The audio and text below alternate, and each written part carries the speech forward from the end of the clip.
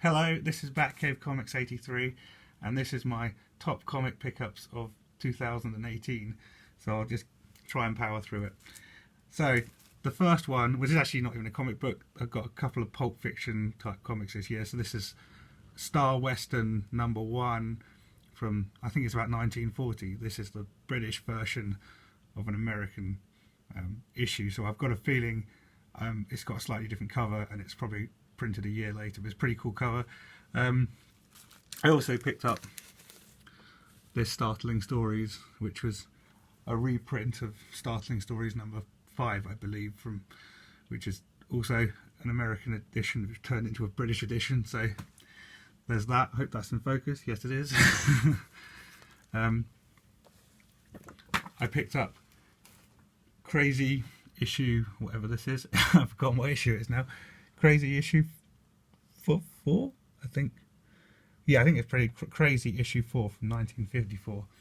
So that's quite a cool pickup. It's quite unusual. You can get this pretty quick, pretty cheap. So this is probably like a grade 3, I guess. It's kind of, you can't really see from the video. It's got quite a lot of spine stress. Detective Comics 297, which I got that for my birthday, which was a few months ago. That's really nice. It's probably like a grade 9-ish. So it's, I don't know.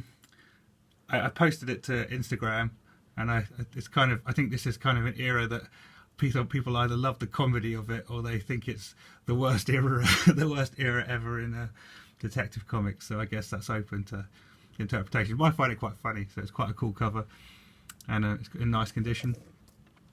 This is Jungle Comics #93. I'm not quite sure what year it's from. It's from the mid-40s, though I know. I'm trying to remember different dates. It's quite difficult. This is probably like, I don't know, a grade 5. It's pretty nice. It's a bit faded, but it's still pretty cool. Wonder Woman #210. This is a really nice copy. It's probably like a grade 9.4, I'm guessing 9.6. It's pretty nice. Yeah, I love these. This is like Bronze Age, so it's a cool cover. It's one of the better covers, because I think Wonder Woman covers in the 70s were either epic or a bit hit and miss. So this is Flash Gordon #5. So this is a Silver Age Flash Gordon cover. It's pretty cool. You can pick these up pretty cheap, I think. I mean, I think you could probably get one for like $20, so it's worth picking up. I've also started picking up, I guess, lesser known DC titles. So this is Unexpected #136, which is from the mid-70s. I can't quite remember the year, but yeah, it's pretty cool, with a big crocodile or alligator coming in together in a room. It's really bright colours. It's a high grade copy as well, so that's nice.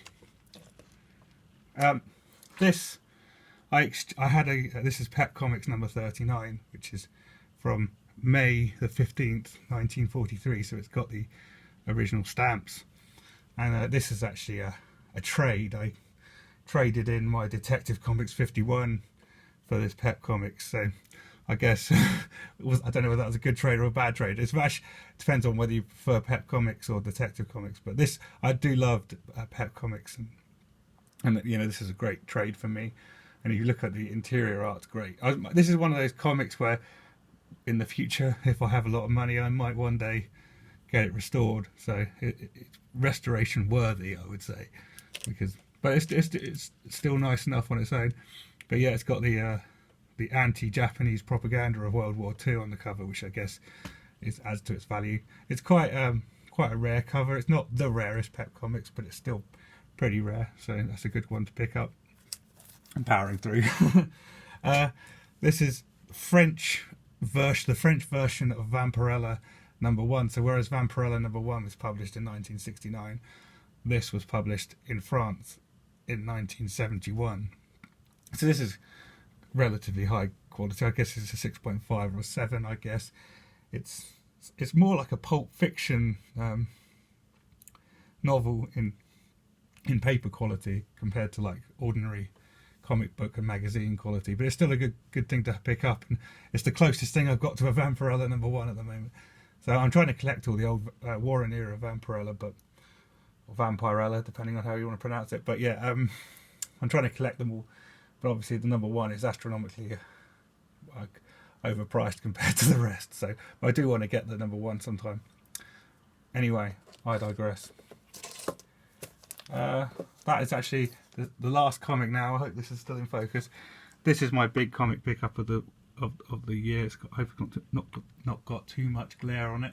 It's Adventure Comics number 91, published in 1944. So this is a Jack Kirby cover, because this is the Jack Kirby era. So the Jack Kirby era ran from I believe it was issue 73 through to 102, and there's some really cool cover art to get from that era. This one's pretty cool.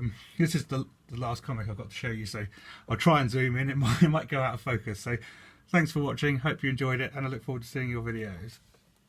Hopefully it stays in focus.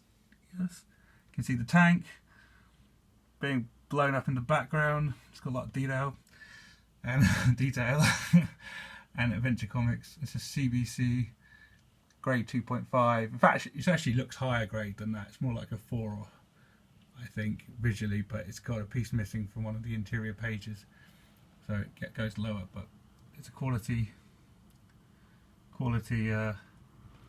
cover. See ya.